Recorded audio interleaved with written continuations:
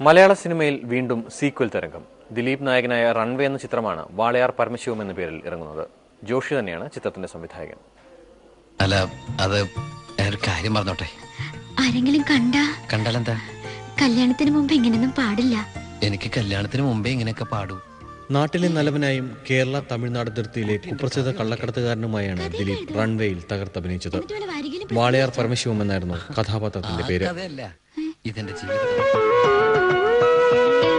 അടുത്തൊന്നു വന്നിരുന്നാൽ മിഴിത്തുമ്പിലും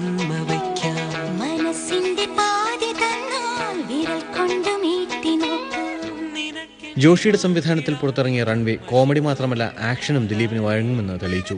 ഇപ്പോൾ വർഷങ്ങളുടെ ഇടവേളയ്ക്ക് ശേഷം വാളയാർ പരമശിവവുമായി ദിലീപ് വീണ്ടും വരികയാണ്. ചിത്രത്തിന് പേരിട്ടതും സംവിധായകൻ ജോഷി തന്നെ. സൂപ്പർ ഹിറ്റ് ചിത്രങ്ങളുടെ സീക്വലുകൾ എന്ന മോളിവുഡിലെ പുതിയ ട്രെൻഡിനെ ചുവടുപിടിച്ചാണ് ജോഷിയും ദിലീപും വീണ്ടും ഒന്നിക്കുന്നത്.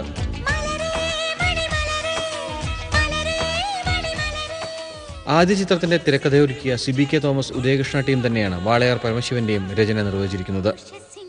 ആദ്യ ചിത്രത്തിലെ ഒട്ടുമിക്ക താരങ്ങളും വാളയാർ പരമശിവത്തിൽ ഉണ്ടാകുമെന്നാണ് റിപ്പോർട്ടുകൾ. അതേസമയം റൺവേയിൽ നായികയെന്ന കാവ്യ രണ്ടാം ഭാഗത്തിൽ ഉണ്ടാകുമെന്ന കാര്യത്തിൽ വ്യക്തതയില്ല. 2010 ജനുവരിയിൽ ഷൂട്ടിംഗ് ആരംഭിക്കുന്ന വാളയാർ പരമശിവം മിക്കവാറും ദിലീപിന്റെ വിഷു ചിത്രമായിരിക്കും.